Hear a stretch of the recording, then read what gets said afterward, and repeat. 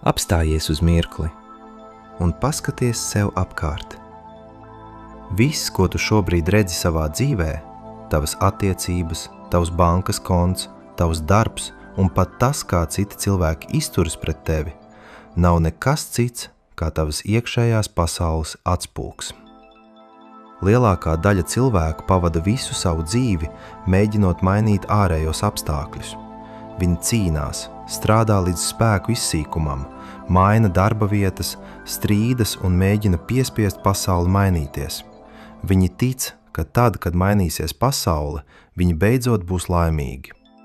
Bet tas ir tas pats, kā mēģināt ar varu izmainīt attēlu spogulī, nepieskaroties sev. Ja tu stāvi spoguļu priekšā ar bēdīgu seju, tu nevari piespiest attēlu spogulī smaidīt. Tas ir fiziski un garīgi neiespējami. Nevils Godards, viens no izcilākajiem pagātnes garīgajiem skolotājiem, atklāja kādu fundamentālu patiesību, kas maina visu. Viņš teica: pasaule ir spogulis, kas mūžīgi atspoguļo to, ko tu dari sevī. Šo principu sauc par pieņēmuma likumu. Tas nozīmē, ka dzīve tev nekad nedod to, ko tu izmisīgi vēlies, jo, kad tu kaut ko ļoti vēlies un lūdz, tu patiesībā koncentrējies uz to, kā tev šobrīd trūkst. Tu saki universam: man tā nav, un spogulis vienkārši atspoguļo šo trūkumu, sniedzot tev vēl vairāk situāciju, kurās tev būs jāturpina gribēt un ciest. Dzīve tev dod tikai to, kas tu jau esi savā dziļākajā pārliecībā. Tava apziņa ir vienīgā patiesā realitāte. Kā tad praktiski likt šim likumam strādāt tavā labā? Kā izmainīt attēlu spogulī? Viss sāk darboties tajā brīdī, kad tu pieņem stingru lēmumu un izmaini savu iekšējo stāvokli, pirms kaut kas ir mainījies ārpusē. Tas prasa drosmi. Tas prasa ignorēt to, ko rāda tavas acis. Ja tu vēlies mīlestību, tev jau tagad ir jājūt, ka esi mīlēts, pilnīgs un vērtīgs. Ja tu vēlies panākumus vai finansiālo brīvību, tev ir jāpārstāj domāt no nabadzības un baiļu pozīcijas. Tev ir jāsajūt tā miera, drošības un pārticības sajūta, kas nāk ar panākumiem, jau tagad savā istabā aizvērtām acīm. Nevils to sauca par dzīvošanu no piepildītās vēlēšanās stāvokļa. Tu nevis domā par savu mērķi, bet tu domā no savu mērķa pozīcijas.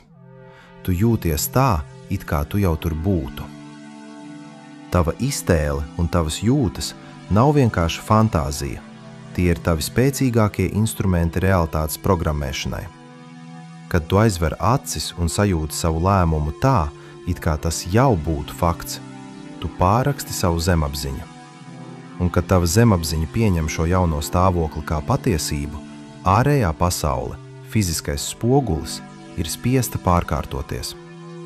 Cilvēki mainīs savu attieksmi, durvis atvērsies un iespējas parādīsies it kā no nekurienes. Tam nav citas izvēles. Tāds ir garīgais likums. Negaidi, kad apstākļi uzlabosies, lai tu beidzot justos labi un droši. Tas ir slasts. Izlem, ka viss darbojas tavā labā, jau šajā sekundē.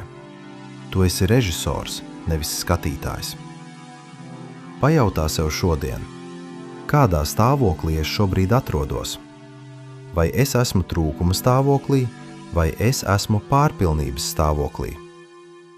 Raksti komentāros un dalies ar savām domām, kā šis princips rezonē ar tevi. Un noteikti abonē kanālu, jo nākamajā video mēs skatīsimies uz šo tēmu no citas puses. Mēs runāsim par Karla Junga noslēpumaino ēnu darbu. Tu uzzināsi, kāpēc tavas apslēptās bailes un apspiestās emocijas bloķē tavas manifestācijas un kā tās integrēt, lai atbrīvotu savu patieso spēku. Atceries, tava apziņa ir vienīgā realitāte. Viss mainās tajā brīdī, kad tu izlem. Tic tam!